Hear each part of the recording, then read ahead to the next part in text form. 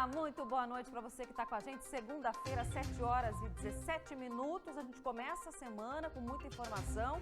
Eu estou de volta depois de um isolamento por causa da Covid-19, para a gente trazer muita informação para você. Então vamos aos destaques do programa de hoje. A vacinação está em marcha lenta em Santa Catarina. E se continuar desse jeito, vai levar 3 anos para imunizar 70% da população do estado. Por isso, autoridades se reuniram hoje à tarde para tentar acelerar esse processo. Enquanto isso, no oeste do estado, um gabinete de crise foi montado para frear o aumento no número de casos e reverter o colapso nos hospitais que estão lotados. O SBT News já está no ar junto com você e com muita informação. E a gente já vai começar justamente falando desse assunto que eu mencionei agora. O governo do estado esteve reunido com prefeitos para traçar estratégias que acelerem a vacinação contra a Covid-19 aqui no estado de Santa Catarina. A gente aplicou até agora, aqui no estado, menos de 40% de todas as doses que foram recebidas. Veja na reportagem. Um estudo da UFSC aponta que, na velocidade atual, o estado levará 3 anos para vacinar 70% da população se nada for feito. O atraso no processo de vacinação em Santa Catarina pode ter como motivo a falta de esclarecimentos aos municípios. Como estratégia, o governo do estado, a FECAM e o Ministério Público vão somar esforços para melhorar a comunicação com as prefeituras. Nós estamos levantando um questionário junto ao Ministério Público do que é preciso para os municípios. Quais são as dificuldades que os municípios estão encontrando? Vamos levar ao Ministério Público junto ao Estado e fazer com que esta informação chegue de maneira correta lá na ponta, que é não só para o prefeito, para o secretário, mas, contudo, para o cidadão catarinense que não está entendendo direito. O que a gente precisa é entender melhor como está, ver como funciona e levar a informação lá para a ponta. A desinformação também mata. As primeiras vacinas chegaram ao estado há quase um mês, no dia 18 de janeiro. Ainda no dia 19 foram enviadas para os municípios. A eficiência e agilidade na distribuição das doses não tem sido a mesma na aplicação. Com as informações dos questionários, será preciso correr contra o tempo numa força-tarefa que vai contar com o reforço do Ministério Público lá na ponta. A partir das dificuldades que forem encontradas em cada região, em cada município, repassar uma orientação adequada de como solucionar aquele problema em uma interlocução próxima com o Estado. O que se pretende é que todos falem a mesma língua nesse processo e que nós possamos identificar quais são os principais problemas que os prefeitos estão encontrando para que a gente possa dar celeridade ao processo e o Ministério Público vai encaminhar propostas de atuação aos promotores de cada região em que se verificarem esses problemas.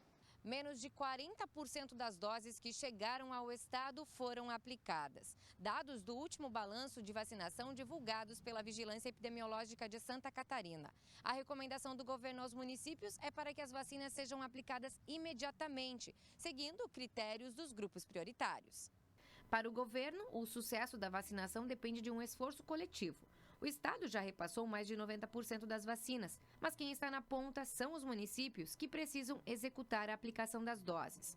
Agora, a aposta é melhorar a comunicação com as equipes de saúde e com a população. O governo do estado fez toda a parte que lhe cabia, que é a logística, armazenamento, transporte e entrega das vacinas que o Ministério da Saúde centraliza a aquisição e distribui aos estados. No que diz respeito ao governo do estado, a missão está cumprida, mas nós sermos parceiros, obviamente, dos municípios que têm a missão de efetivamente imunizar a população de Santa Catarina. No momento, as atenções se voltam para a região oeste, especialmente Chapecó. Amanhã, o governador estará reunido com prefeitos para traçar medidas urgentes. Tá devagar mesmo a coisa e é justamente na região oeste que o cenário está mais preocupante em relação à pandemia de coronavírus. Em Chapecó, o número de casos aumentou nas últimas semanas e as UTIs estão superlotadas. Membros do Comitê de Crise se reuniram hoje à tarde em Chapecó para discutir as soluções. Quem vai trazer as informações para a gente ao vivo é a repórter Graziane Ubiali, que está acompanhando essa situação toda aí. Já teve alguma definição nessa reunião de hoje à tarde? Grazi, boa noite. Boa noite para você, Bruna. Boa noite a todos que nos acompanham. Já teve sim. O comitê decidiu pelo endurecimento das medidas restritivas que já vinham sendo adotadas em Chapecó nos últimos dias. Como, por exemplo, aí a redução no horário de funcionamento de restaurantes, de bares e outros estabelecimentos. Também está avaliada a possibilidade da instalação emergencial de 22 novos leitos de UTIs nos hospitais lá da região. Essas ações são prioridades, então, do Comitê Integrado, do Centro Integrado de Operações, que foi instalado hoje em Chapecó. Participaram aí dessa instalação, inclusive, o prefeito de Chapecó, João Rodrigues, também o secretário de Estado da Saúde, André Mota Ribeiro, o chefe da Casa Civil, Heron Giordani, e o superintendente do Ministério da Saúde em Santa Catarina, Rogério Ribeiro. Esse gabinete foi instalado justamente devido à situação gravíssima que aquela região e a cidade de Chapecó vêm sofrendo por conta da Covid-19. Além da instalação desse centro integrado, o comitê, desse centro de crise e de gerenciamento de crise, o comitê também visitou as unidades hospitalares da região para entender como está a estrutura dos hospitais, conversar também com as equipes médicas. Afinal de contas, por lá a situação é bastante complicada e vale lembrar que desde o início de janeiro, mais de 70 pacientes daquelas unidades hospitalares da região oeste foram transferidos para outras unidades hospitalares de outras regiões do estado, justamente por conta de superlotação. E claro, Bruna, a gente segue acompanhando toda essa situação da Covid-19, não só na região oeste, mas em todo o estado, para trazer mais informações. Por enquanto é isso, e eu volto contigo aí no estúdio. Obrigada, Grazi, pelas informações. Realmente a situação é muito crítica no oeste do estado, né? Por isso já começou tarde, né? O gabinete de crise aí para conseguir frear esse aumento no número de casos. Em Criciúma, no sul do estado, mais de 30 idosos, olha essa história, se negaram a receber a vacina contra o coronavírus e tiveram que assinar um termo de responsabilidade. O caso preocupou as autoridades do município e o prefeito Clésio Salvaro fez um apelo à população. Se você tomar, você não vai para o hospital com corona, você não vai morrer de corona. Então, o apelo que o prefeito faz é que você aproveite esta oportunidade. Meu Deus do céu, é para estender, prolongar a tua vida. No Brasil, a vacinação contra o coronavírus não é obrigatória, mas estima-se que para controlar a disseminação do vírus, é preciso que 60% a 70% da população esteja imunizada. As vacinas só podem ser aplicadas após a autorização da Anvisa, depois de todas as fases de testes. Graças à vacinação, houve uma queda drástica na incidência de doenças que costumavam matar milhares de pessoas, como a difteria, o tétano e a paralisia infantil. No combate ao coronavírus não é diferente.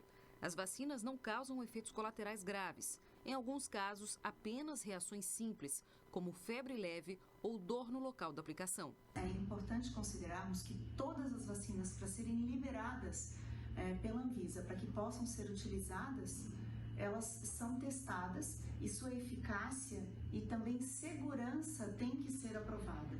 Então, todas as vacinas disponibilizadas hoje no calendário básico de vacinação são vacinas seguras, que passaram por todos os testes de segurança e que não há riscos de trazer algum malefício para a população, inclusive a vacina contra a Covid.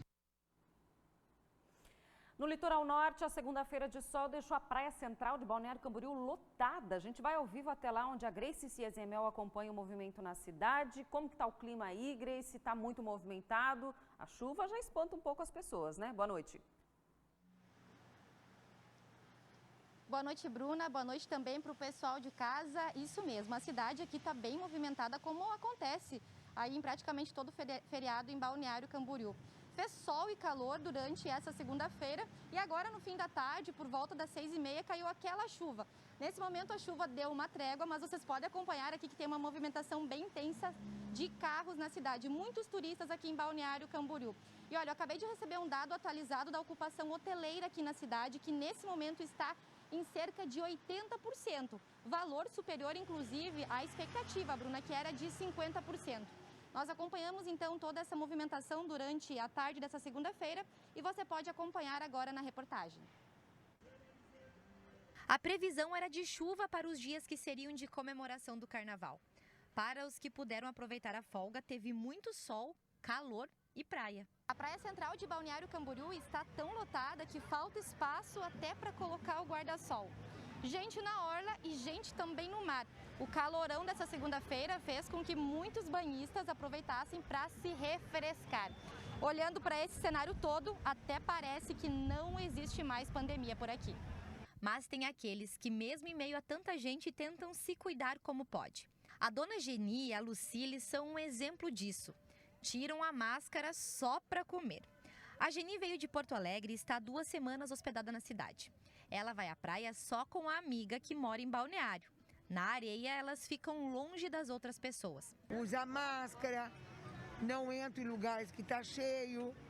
A gente traz alguma coisinha para a praia para não precisar entrar em bares. É a maneira que a gente pode. As duas estão assustadas com as aglomerações registradas na cidade à noite. À noite, na areia, a juventude não se cuida nada, não existe uma máscara, não existe nada. Mas como eu não me misturo de noite, dá pra gente vir tranquilamente. Não é só de idade, tem que se conscientizar, é pelo bem de todos, né? Esse grupo de amigos veio do interior do Paraná na sexta-feira e pretende ficar até quarta na cidade. Eles admitem que poderiam estar se cuidando mais. A gente está sendo hipócrita. Na verdade, a gente deveria estar se cuidando mais. A gente não está se cuidando nem um pouco durante o dia, mas à noite sim. A pandemia fez com que muitas pessoas mudassem os hábitos na praia. A Carla e o esposo, por exemplo, preferem trazer comidas e bebidas de casa para evitar o contágio da Covid-19. Eles vieram do Paraná e estão hospedados na casa de amigos e não saem à noite. É da casa para areia e da areia para casa. Aproveitando com os cuidados, digamos, temos álcool gel na nossa bolsa, se caso precisa alguma coisa. A máscara também, se precisa se deslocar por algum motivo ou outro, a máscara cada um tem a sua. Cuidado é tudo. Durante o fim de semana, a cidade também esteve movimentada, principalmente à noite, quando mais uma vez Balneário Camboriú registrou festas clandestinas. Equipes de segurança, fiscalização e vigilância vistoriaram 10 estabelecimentos e festas no domingo. Uma festa particular que acontecia em uma pousada no Estaleiro foi encerrada após denúncias sobre aglomerações. O proprietário foi multado em mais de R$5 mil. Outra estava sendo realizada em um complexo de eventos na Nova Esperança e também foi interditada e multada. O proprietário do local também foi notificado pela vigilância sanitária. Um lounge no centro da cidade foi fechado e interditado por causa da aglomeração. Uma casa noturna na Barra Sul foi orientada e teve a festa encerrada. A equipe também vistoriou 2 conveniências na rua 3.700. Uma delas foi intimada pela vigilância sanitária a se adequar devido ao não uso de máscaras e desrespeito ao distanciamento. E olha, as operações de fiscalização vão continuar durante essa segunda e terça-feira aqui em Balneário Camboriú. Denúncias podem ser feitas através do telefone 153. Mas olha, Bruna, não foi só aqui no litoral norte que teve registro de aglomeração. Nas praias do sul do estado também teve uma movimentação bem intensa durante esse fim de semana. E tivemos, inclusive, vários flagrantes de desrespeito às regras de distanciamento. Quem vai mostrar toda essa situação é o repórter Marco Búrigo. Mesmo com o cancelamento do carnaval em todo o estado, praias da região sul tiveram registro de aglomerações durante o final de semana. Em Laguna não tem o carnaval de rua, mas as praias de Imbituba e Garopaba, por exemplo, tiveram registro de muita aglomeração. Foi assim durante todo o final de semana. Em Imbituba, na Praia do Rosa, houve o registro durante todo o final de semana e promete ser assim ainda nessa segunda e terça-feira. Os órgãos de segurança, como a Polícia Militar, a Vigilância Sanitária, fazem toda a fiscalização durante o começo dessa nova semana. Houve registros também na Praia da Ferrugem, que pertence ao município de Garopaba. Lembrando que as prefeituras e os serviços disponibilizados pelas prefeituras estão normalmente sendo ofertados à população. E as lojas dos municípios de Criciúma, Laguna e Tubarão, elas, em sua maioria, estão abrindo, como determinação das CDLs locais. Marco Búrigo para o SBT News. Aqui na capital, a Guarda Municipal e a Polícia Militar estão fiscalizando e tentando inibir os pontos de aglomeração. Esse trabalho já começou na última sexta-feira em locais onde, tradicionalmente, os foliões se concentravam durante o carnaval. E apesar do apelo das autoridades, a gente percebe o desrespeito às regras de distanciamento durante o fim de semana. Festas foram realizadas, multidões sem máscara praticamente, como a gente pode ver pelas imagens. flagrantes de irresponsabilidade que se transformam depois em tristes estatísticas da pandemia e acabam culminando nesse cenário tão complicado que a gente está vivendo, principalmente aqui no oeste do estado de Santa Catarina. A gente sabe que muita gente viaja para passar o feriado fora, na praia, e quando volta para a cidade, muitas vezes pode voltar infectado e aí realmente vira um problema. A Secretaria de Estado da Saúde confirmou 2 novos casos de variante da Covid-19 aqui no estado. Trata-se da variante que circula em Manaus, no Amazonas. Os casos importados são de um homem de 69 anos e de uma mulher de 64. Ambos foram internados em Florianópolis no mês de janeiro, após chegarem de Manaus e já tiveram alta, né? Esses casos, então, já foram casos que passaram, mas que agora foram confirmados como variantes do coronavírus. Vamos atualizar, então, os dados da Covid aqui em Santa Catarina? O estado tem, no momento, 19.191 casos ativos da doença. Esse número que voltou a subir, né? Nas últimas semanas, você percebe aí. 6.746 pessoas já morreram com Covid-19. 19 mortes foram registradas de ontem para hoje. A ocupação dos leitos de UTI no estado aumentou para 81,5%. Desde o início da pandemia, Santa Catarina já acumula 615.441 casos confirmados de Covid-19. E a Prefeitura de Balneário Camboriú vai fazer um atendimento especial para os professores. As aulas na cidade começam na quinta-feira. E para garantir um retorno mais seguro, os profissionais de educação terão um atendimento especial de saúde na própria Secretaria de Educação do município. Lá, um espaço foi montado para que os servidores sejam atendidos imediatamente por um médico e tenham prioridade nos agendamentos dos testes para a Covid-19. Também vai ser feito o monitoramento diário do estado de saúde dos professores e dos funcionários já na chegada na escola. As aulas na cidade voltam com capacidade de 50% das salas, com rodízio de ensino presencial e online. O ensino infantil volta em meio período e também com capacidade de 50% em Balneário Camboriú. Portanto, nos próximos dias a gente, claro, vai acompanhar também esse retorno às aulas aqui em todo o estado. Eu vou para o intervalo e logo mais eu tenho mais informações para você, entre elas a previsão do tempo para os próximos dias.